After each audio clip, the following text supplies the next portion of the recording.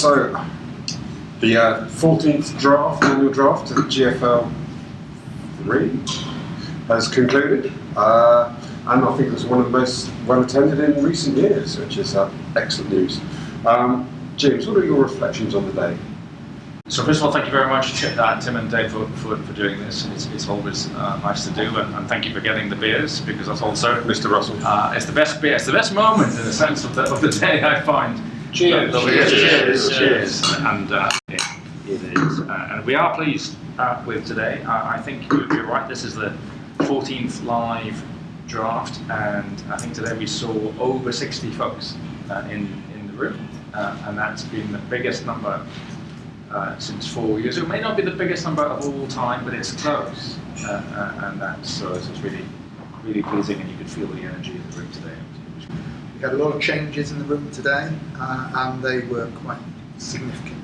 Did you feel the changes all worked out as you planned? Yeah, so I think the dominant change, of course, was for the first time we brought everybody together, and so traditionally we've used multiple rooms to host the draft. And that's left some of the leagues who maybe don't have as many people feeling a little bit sparse. By bringing everybody together in the same room, kept the energy level high, kept the buzz high. You obviously worry that it's going to cause some interference, and some people are going to shout out offensive guard 12, and some other league writes it down. But we were assured that didn't happen, and the guys rose to the occasion, really well managed, and I thought that change really helped. Yes. We got lots of positive feedback from the coaches. Yes. At the end of the day, and I'd be very surprised if we didn't continue this. There was a great buzz, and for the first time ever, the GFL didn't finish last. It's a major achievement. Any other draft changes in works? How or where we draft? Do you think? So I think if I make a small, Rich may comment on the where, but the other thing we did today is we did not do the Pro Bowl in the draft itself, and we put the Pro Bowl out for people to see last week. And I think the reason for that is that a Pro Bowl is a league topic. So the GFL guys will want to watch the GFL Pro Bowl, and the GFL Atlantic guys will want to watch the Atlantic Pro Bowl. And what we tried to do is to move away from things that only one league were interested in to things that everybody was interested in. And that's why we replaced it with the quiz, and the quiz that was done by Clive was, I thought, just super, and it was everybody involved. And I think that you get lots of things that people can do inside the league, and mostly outside of this room, people work within their league. We'd like today to be about cross-league and as many things as possible involving everybody who's here. I think the quiz was a phenomenal success, and Clive did a fantastic job. Yeah, it was wonderful. Definitely do that again. Excellent. And richly deserving his GFL recognition award as well. Yes, indeed. To excellence, yes. So, moving on, changing the game platform has clearly been a priority for you. What do you see as the next big change in terms of direction and development? Well, this year we have done a massive amount of work on the underlying platform around stats. Something we talked about in a previous interview. Some of the technology is quite old. And we did also talk today about the fact that over time, as the rules get more and more complicated, that new coaches can find that quite a challenge. And when we got together with a small number of coaches, one of the pieces of advice was maybe we want to look at some of the rules and for the first time remove some rather than just add some. And so we are going to try and look at that too, as to whether there's simplification. And the most stretchy target is to create the technology answer to the question of how can I practice my games outside of the common deadline. So you do all this work on planning your game plan, but you don't get to see it in action until the game itself. In real life, of course, you have practice fields and practice matches, and can we create an ability for coaches to practice and see the results of that practice and test their new strategies, and that will be a big departure for the game. It would have to be automated, so we'd have to be able to allow players to run a game without our intervention. But it's the third thing I would say is more long-term ambition, and if we can make that work, that'd be super. Yeah. Sounds like a significant challenge there. Yeah. So there's been some website chat about extending the number of plays or formations out, or as we've seen the empty backfield. Is there more to come? Well, we think the empty backfield is a big addition for us. We think it's a very significant addition to the game. I don't think we've got any appetite to significantly grow beyond that at the moment. We are introducing it in a sort of phased approach. It'll be long 8 only in its first season. That doesn't preclude it going out further in future seasons, but initially it'll be a long 8 thing. Additional plays, I've seen some of the discussion on the website, but one of the things that strikes me is a lot of that discussion is conflating a whole raft of drivers, and there's a certain arrogance to the way the game works at the moment with its game selection, and some of the suggestions on the website struck me as you're drilling into a degree of detail there that might not be appropriate. That we don't want to end up where you can choose 8 long deep zone passes or whatever. So there's a lot of subtlety in the way that the 16 play 8 selection works. That's not something I think we'd change in a hurry without confidence it was going to protect the game. And I think the other thing we said this morning was that we're not really. I think we don't really have a strong appetite for lots of new formation types in pro. College is different. You know, we may well add more formation types in college, and we didn't do this time. But if you look for where we might do that, I suspect we'll do it in college before pro. It feels very much to me like you're taking a suck it and see approach with the empty backfield, just restricting it to the long 8s at the moment and seeing how that pans out. Yeah, you don't. You know, you have to be careful, because if you create a formation type that is overpowered or underpowered, you know, if it's underpowered, it doesn't get used, or people get frustrated, and it doesn't add to the game. And if it's overpowered, everybody dives in, and you unbalance the game. Mm-hmm. And so you know, the pro game is a lot more stable than the college game. So we're likely to push more innovative formation types into college, I suspect, having done the empty backfield in pro, because there was a demand, and it created the greatest, I thought, interaction with the coaches this morning. I thought when we talked about the empty backfield, it showed that there's an appetite for it. We just need to make sure it's bedded in right first, hence the long 8 restriction, as you rightly said. And in the off-season, tweaking the anti-nuke rules, or anti-Conrad rules, are you looking to do more on this, or do you feel nukes and the impact of nukes on the game is under control? So I think we feel we've got the balance about right. If we go back to the problem we're trying to solve, I think there's definitely a feeling among coaches in the game that it's not realistic in the game of football that a coach can run, you know, many seasons, you know, in a kind of winless position to act as an artificial springboard to achieve success. And in the real world, you know, a coach doesn't have that ability, because the pressure on him is so intense that a long period of winless games, you know, you don't survive. Can I just let the listeners know that Coach Collier is looking a bit uncomfortable? The conversation. So obviously there are coaches who the crowd feel comfortable with giving some space to, but in most cases that's not. So I think we were responding to the coaches saying, hey guys, you know, it's not realistic this happened. So you know, one of the cardinal rules is being realistic, and so we put in some changes, and we think those changes are about right, and so I don't think we've got anything else to do. Good. And there's also a bit of end of season bowl controversy. It's a very kind of exciting end to one of the bowls. Is this something you're going to take a look at, or just the code doing what it needs to do to make sure Andy Bate remains the winningest never to win a ball? Never to win a ball. You know, amazing things can happen. You know, so referees can make mistakes. A drama can happen in unforeseen circumstances. People can feel scandalised, and there's talking points, and those talking points can exist for seasons to come, and I'm sure this one will exist for seasons to come. And Gridiron is no different in that sense. But we do not rerun games unless there is a catastrophic failure that's usually, you know, much more than a single game. So the fact that in this particular game, you know, the referees made mistakes, you know, there's a bit of drama, you know, the video referees didn't see the mistake, you know, and shouting and cursing, and absolutely we get that. So, you know, we absolutely get why the coach is stomping in his feet and throwing it, you know, and we're looking at the video referee saying, why didn't you see it? And there's clearly a refereeing mistake. It's life, right? And in this particular case, it happened to impact a particular coach who was awarded, I think, today. Coach of the year. Coach of the year, but certainly one of the most successful coaches the game has had, and feels really passionate about it. But there's nothing for us to do. There may have been a defect that we need to fix, but that's a defect. Stuff happens. Stuff happens. Stuff happens, and Andy Bay remains arguably the best coach. Never to have won a bowl. I thought the Gridiron gods were at work, weren't they? Because of all the people where there's a controversy because the referees missed something. If it was to happen to Andy in the last play, pretty much. And I go back to a lot of the times, we get quite excited about somebody. Somebody gets impassioned on the sound bites or whatever.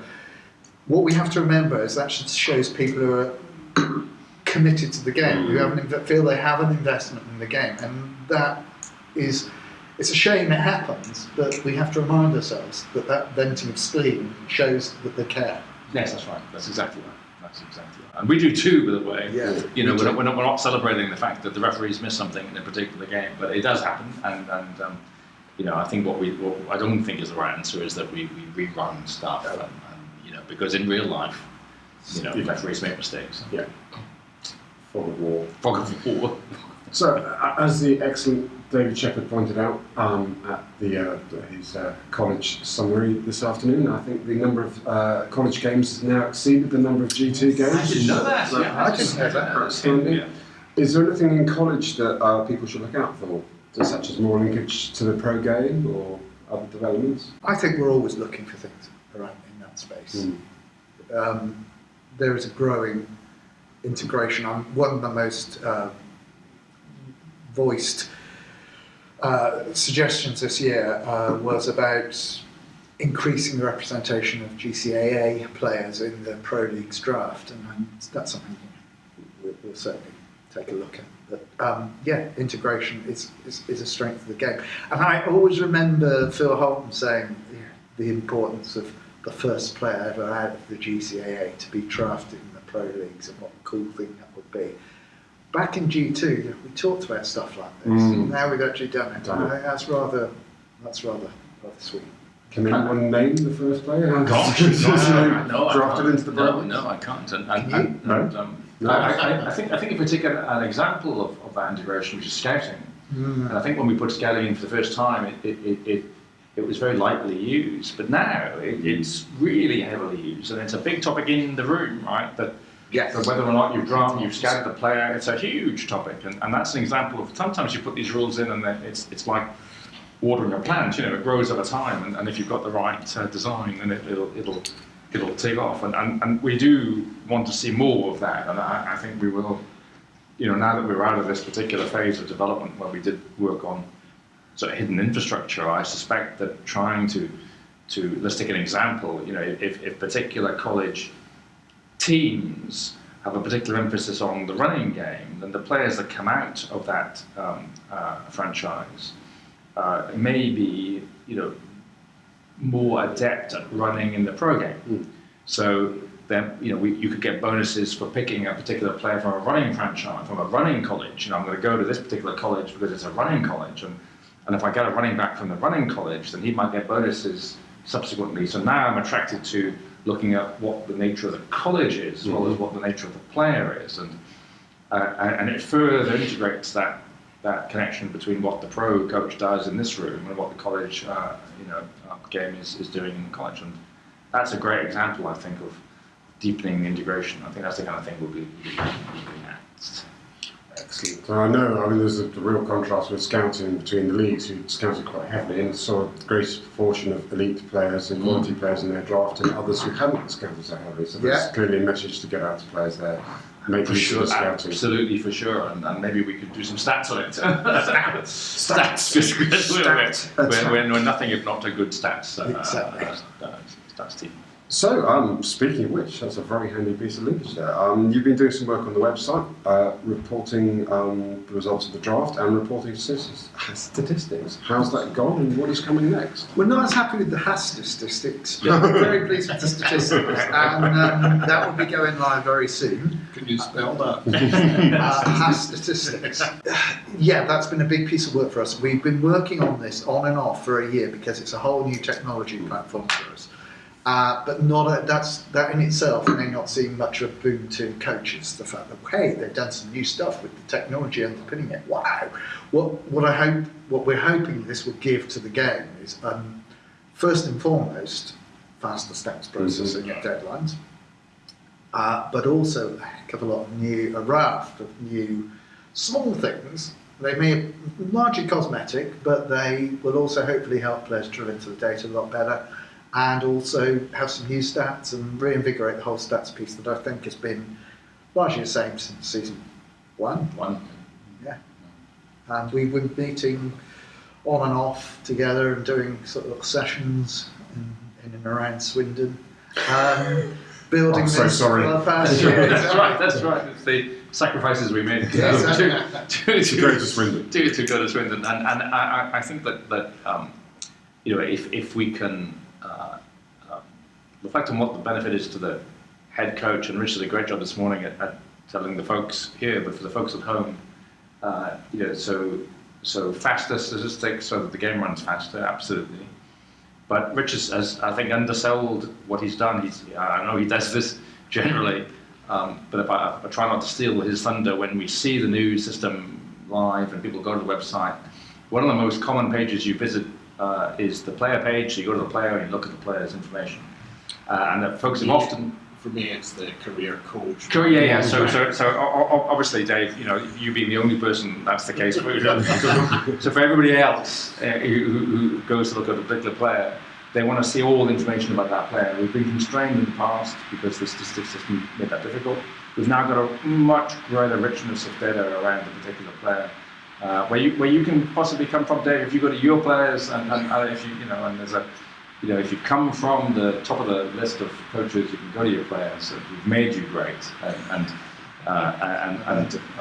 look at that. So, and also downloading the data for those small number of passionate coaches who do that, you're going to find that much easier. So a whole bunch of stuff, I think, that's going to be, cool. And one thing we didn't mention is it's in college as well as pros. It's exactly the same. Both games. Yep. And a fair number of the coaches also play your very excellent Gladiatoria. Anything from that? You kind of lots of creativity there. Anything from that you'd like to bring across into Gridiron? Funnily enough, it links to the last question because the technology platform that we're now using in Gridiron for the stat system is the technology platform. So a lot of the technology underpinning Gridiron goes back to 2005 when we wrote the game. We're now trying to break with that because there is a finite life for that. And so with the stats system, we are using the technology that underpins Arena, Gladiatoria, in Gridiron for the first time, and that will build on that. We'll use a lot of that. So it may not be game specific, but it's about that sort of dark art of what's going on under the hood. So I think just wind up with celebrating the community that is Gridiron, and I think for all of us who come to these events, that is the biggest driving factor beyond all of it. So in real life, you're both sports fans. If it came to a choice between a Gridiron bowling or a real life win, say Chelsea in the Champions League or Wales in the World Cup, which comes first? So I'll answer that first. So I'm going to Japan. So as much as I love my Stars franchise, I have to say that my better financial return is if Wales do really well in the World Cup, and I hope they do. But it's a tough call. It's difficult, Rich, because both are so unlikely. I think. Well, thank you for that, Dave. But we've probably got more chance in Scotland. Yeah. Can I have Bristol Rovers? You may have Bristol Rovers. If it was Chelsea, Really? it would be the Ark of Wasps sort of way. But if it was Bristol Rovers in the Champions League, I'll take that over almost anything.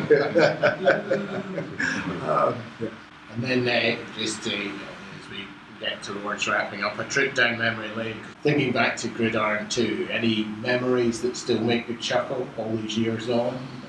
Any recollections that you would share with today's community? I'll start with one. I've only got one. I do chuckle when I look back at the photographs and Dave, you had a full head of hair. I do. There's a funny. I know most people would regard it as unusual but actually, they really, if when people look at this particular video, Dave did have a full head of hair when he was younger, all those years ago. That makes me chuckle. It's the total hair chin style. I hate to pick on you, Dave. Oh, go on. I hate to pick on you, Dave. But for me, I have a lot of fantastic memories of Gridiron 2. But for me, I dine out on this still. The day we had, there was a bug in the code. You used to ring up on the Sunday night to get the results at the end of the weekend.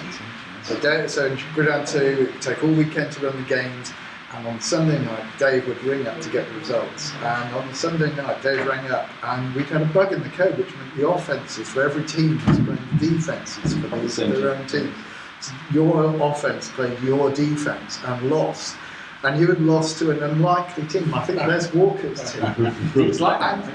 Yeah, and in those days, of course, it wasn't change it on the web and it's done. It was post out. We would post out the results, and so we decided it was because your return and nevers had not been featured or something, and so we convinced ourselves. It was after we ran that. After we told you you'd lost, we then realised there's a bug when we lost. We lost again. This is impossible. David not playing nevers. But we've lost, so there must be a bug. So we looked at the code and found it was wrong, and we ran all the games. So this is an example of going back to what we were saying earlier, when there's a substantive bug that affects the integrity of the game. And we ran them all, and I understand you spent several days until the envelope arrived with the results in it, absolutely in a state of depression, because you thought you'd lost. Yes, I'm sure that I vaguely recall. I blocked most of it out. The therapy had been successful, but we brought it all back. Yeah, but what is, and going back to the longevity of the game, I mean, we mentioned it earlier today, it's the fact that we have now got second generation coaches coming through, Max and Theo being the obvious example, but there are others coming through, Collie obviously. To have second generation coaches coming through is fantastic. Yes. I think it only goes for us to wrap up by saying a huge thank you, I think, on behalf of the whole GFL community, to the two people who make all of this happen, not just the draft, but this brilliant game that we all enjoy. So thank you to both of you. Thank you. See you next year. See you next year.